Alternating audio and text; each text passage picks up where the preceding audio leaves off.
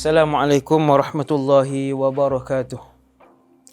Bismillahirrahmanirrahim.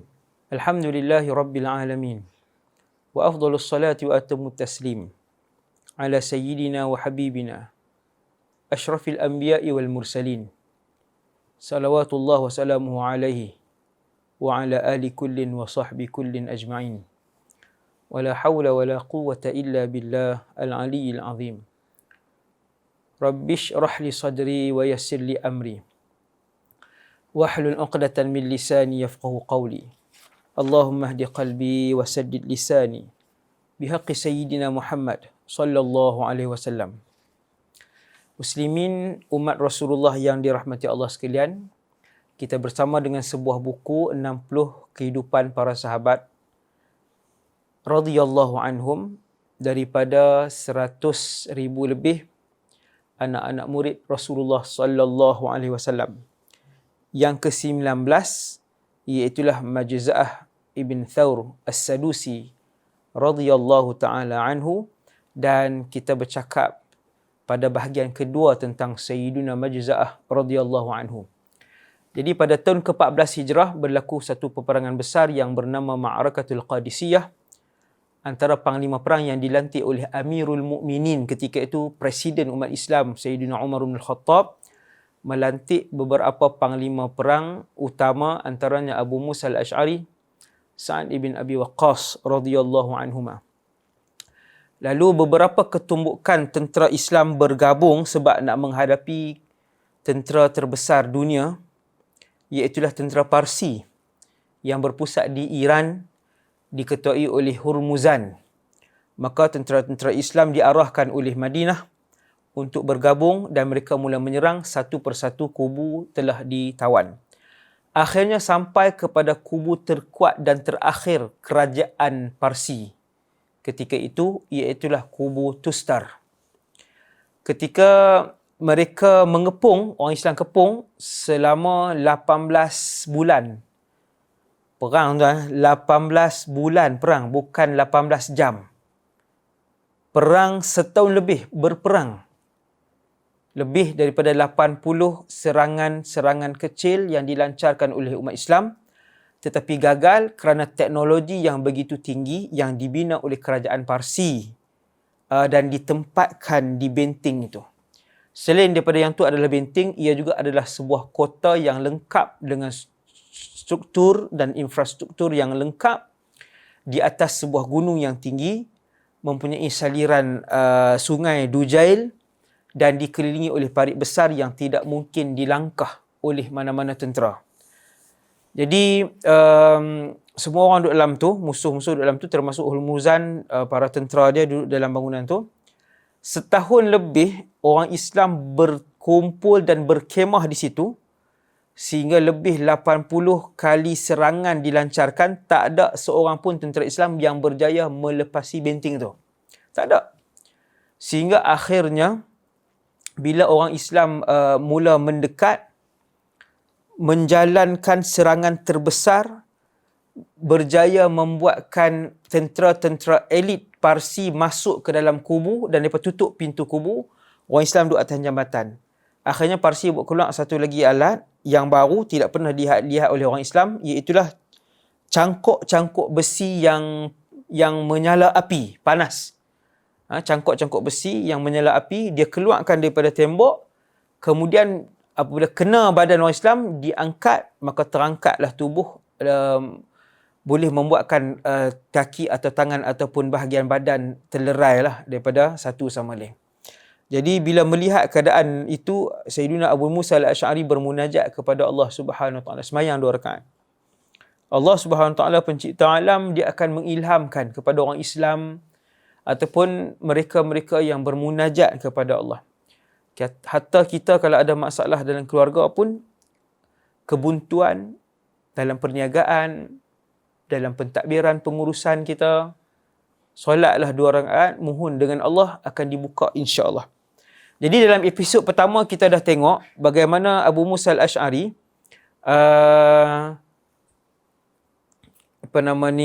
mendapat satu anak panah yang diikat dengan satu surat. Lepas munajat tu, rupanya dipanah oleh salah seorang panglima, dipanah oleh salah seorang panglima Parsi. Dalam surat tu tulis, Hurmuzan telah membunuh abang aku, dia mengkhianati keluarga kami, mengambil dan merampas harta kami, macam-macam lah. Dan Hurmuzan sekarang ini sedang menaruh dendam kepada aku, dia kata. Maka aku memilih kesetiaan orang Islam berbanding kezaliman dan kejahatan Al-Hurmuzan. Aku akan tunjukkan kepada kamu jalan untuk masuk ke dalam kota Tustar yang terkuat di dunia ketika itu. Satu bandar, kota yang terkuat, terindah, terlengkap. Tuan-tuan bayanglah Pentagon ke apa ke hari ni kan. Jadi Sayyidina Abu Musa al-Ash'ari setuju, hati dia berasa tenang, dia setuju untuk menerima pelawaan tersebut, dan orang itu diberi keamanan. Dia pun keluar mengambil masa daripada kota itu, kota Tustar yang besar ni. Ada bandar bawah tanah, ada laluan bawah tanah melalui sungai. Laluan bawah tanah melalui sungai. Dia pun keluar, pahlawan Parsi tadi, panglima Parsi, dia pun keluar daripada bawah. Dia pun berenang sampailah ke sana, berjumpa dengan Sayyidina Abu Musa al-Ash'ari. Maka berlaku perbincangan yang panjang. Sayyidina Abu Musa al-Ash'ari bersyukur kepada Allah kerana memberikan jalan keluar, dengan mereka mengetahui macam mana nak masuk. Masuk bukan masuk berperang, tuan-tuan. Sebab laluan tu sukar, nak bawa tentera Islam yang berpuluh ribu masuk situ memang mustahil, sukar. Tapi nak masuk ke dalam kota tu, nak masuk ke dalam kota itu dan juga membuka pintu utama kota. Itu je target. Maka ketika itu, Majza'ah ibn Thawr setentunya dipilih oleh Abu Musa al-Ash'ari untuk menjadi panglima dalam misi yang berbahaya tersebut. Sayyidina Abu Musa memilih di kalangan sahabat yang cerdik, gagah dan mahir berenang. Jadi panglima Parsi kata, tolong pilih di kalangan tentera nanti ni yang cerdik, gagah dan berani. Maka Abu Musa al-Ash'ari radhiyallahu taala anhu, beliau memilih Majza'ah ibn Thawr untuk pergi terlebih dahulu. Tengok dulu laluan, bukan pergi semua terus. Tengok dulu laluan macam mana. Tuan-tuan bayang tengok. Nak pergi tu jauh, nak patah balik jauh, nak pergi pula. Sekejap kita tengok betapa jauh perjalanan daripada ni. Jadi Sayyidina Majza'ah ibn Thawr, dia pergi dulu seorang dia. Dia ikut panglima Parsi tadi. Tuan-tuan tak tahu nak jadi apa ni. Adakah sampai di sana yang tu adalah trap, perangkap, bunuh dia ke, ataupun nanti bila masuk orang Islam semua dibunuh dalam tu, wallahu alam. Tapi itulah firasat seorang ketua tentera, Sayyidina Abu Musa al-Ash'ari. Firasat seorang ketua tentera, Sayyidina Abu Musa al-Ash'ari, yang melepaskan Sayyidina Majza'ah. Majza'ah pun ikut, dan dia hafal setiap lorong dalam tu, tuan-tuan. Nak kena hafal. Perjalanan tu jauh, terowong bawah tanah sungai. Terowong sungai bawah tanah yang memerlukan kepada menyelam, berenang, berjalan, mengesot. Itu jauh. Kena hafal. Kanan, kiri, kanan apa semua tu kena hafal jalan tu. Jadi memang ketika panglima Parsi tu bagi tahu, dia kata tolong pilih seorang yang paling kuat, yang paling bijak dan paling mahir berenang. 3 sifat ni, maka dipilih Sayyiduna Majza'ah.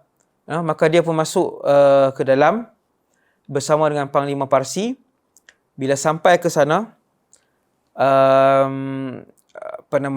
Sayyiduna Majza'ah bertolak di awal 1/3 malam, kita kata lebih kurang pukul 12. Dia pergi pukul 12 lebih kurang. Lebih kurang 12, sampai di sana jam 2 pagi. Bila sampai di sana, panglima Parsi tu pun tunjuk itulah Hurmuzan.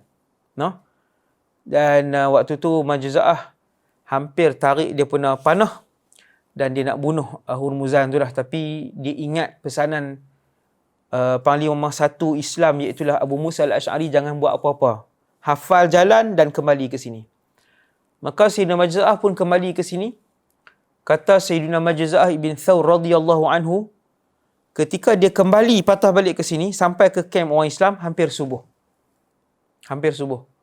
Jadi tuan-tuan, perjalanan lebih kurang 3 jam pergi, berenang, menyelam, berjalan, mengesot di bawah, dan nak patah balik ke sini 3 jam.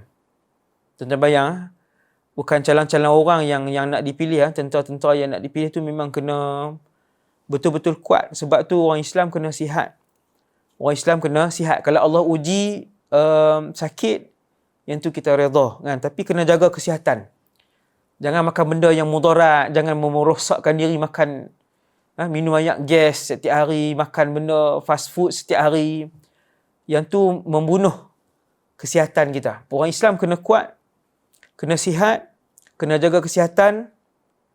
Sebab kita masih ada lagi peperangan di akhir zaman nanti, iaitulah perang bersama dengan Al-Imamul Mahdi. Perang yang paling besar dalam sejarah kemanusiaan. Jadi, kalau kita tengok cerita ni, Majza'ah sampai nak dekat subuh. Perjalanan yang begitu jauh. Kita hari ni jogging sejam pun letih dah. Memang kena latih stamina. Kena latih. Berkayuh kan dan sebagainya. Bila Majza'ah sampai, Majza'ah pun minta kepada Sayyidina Abu Musa bawa 300 orang yang terhandal, yang paling mahir berenang, yang paling kuat, tubuh badan yang paling kuat, maksudnya stamina yang paling tinggi dan yang paling bijak. Bijak sebab satgi laluan dia kanan kiri, kata Sayyidina Majza'ah, laluan dia sangat sukar. Tuan-tuan bayang, kalau tak cerdik nak hafal macam mana? Jalan. Memang tak ingat. Tak sampailah ke dalam kota. Kan, kalau tak ingat. Hasbunallahu wa ni'mal wakil. Jadi, dan benda tu pula dilakukan pada waktu malam. Waktu yang orang nak rehat tubuh badan, nak tidur. Malam ni tubuh badan kita nak tidur. Tapi itulah tentera Islam, dia kena tidur ni, dia tak boleh dah 8 jam. Satgi tidur lagi 2 jam, tidur lagi. Perangai tidur ni ummah mutakhallifah, umat yang mundur, tidur banyak, tidur sampai sehari 10 jam, 9 jam, 12 jam. Orang Islam kena berlatih untuk kurangkan masa tidur kan. Malam 5 jam, siang sejam kan. Qailulah rehat siang tu. Kan, macam tu je. Tu lama kelamaan akan kurang lagi. 4 jam malam, siang setengah jam macam tu. Lama kelamaan malam tinggal 3 jam saja. Cukup. Cuba tengok macam mana Sayyidina Majza'ah bergerak malam sampai subuh. Tuan-tuan bayangkan tengok, mayang subuh berjemaah, bincang dengan Sayyidina Abu Musa, pilih 300 tentera. Sayyidina Majza'ah pun cakap di hadapan semua tentera yang dipilih. Sayyidina Majza'ah cakap di depan tentera yang dipilih, pakai pakaian yang paling ringan sebab nak berenang. Tuan-tuan, seram. Nak masuk terowong bawah tanah yang dipenuhi air. Ada yang kena berenang, ada yang kena selam.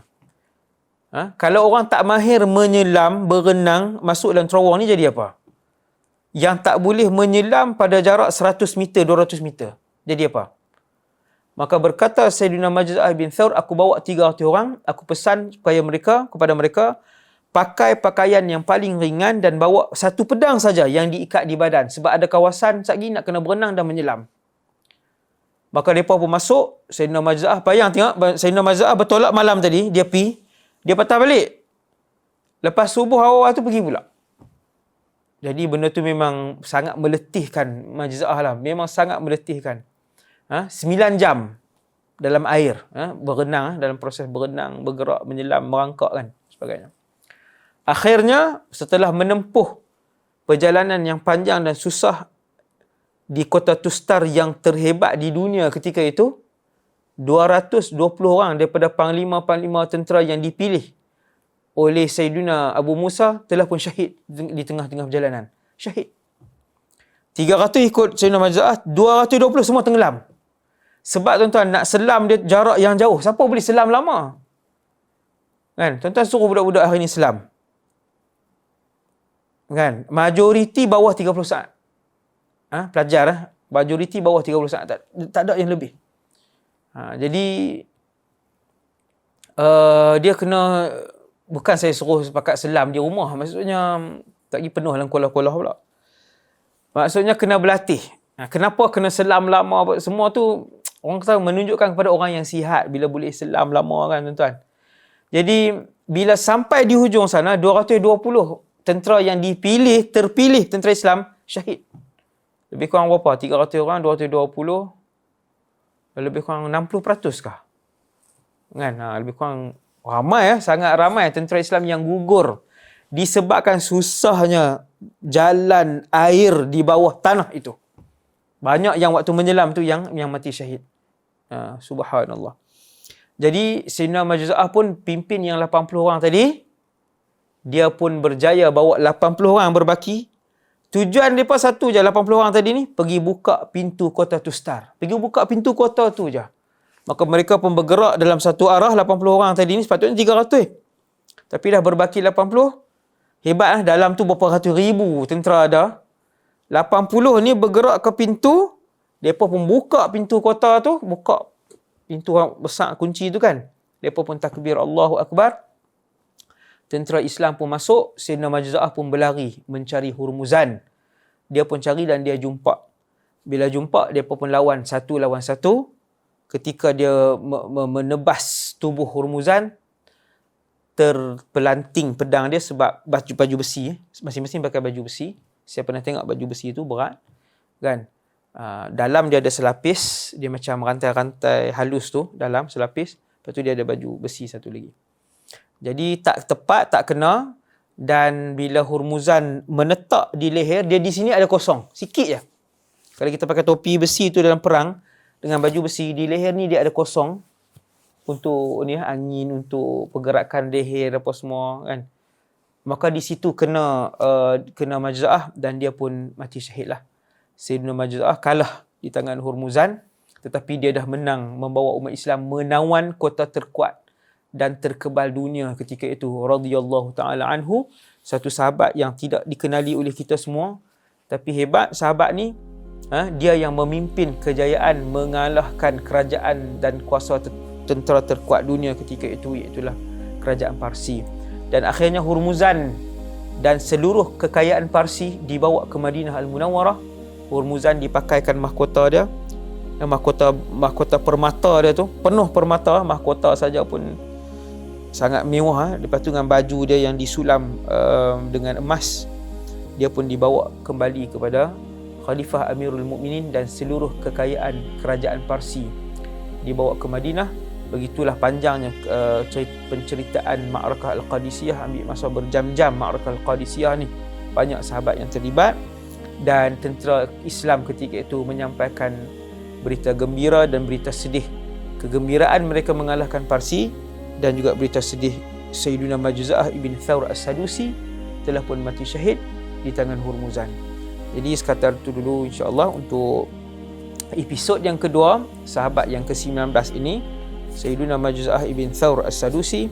Semoga kita mendapat i'tibar untuk kita melakukan persiapan meniru para sahabat, bagaimana mereka mendapat redha Allah SWT yang tertinggi.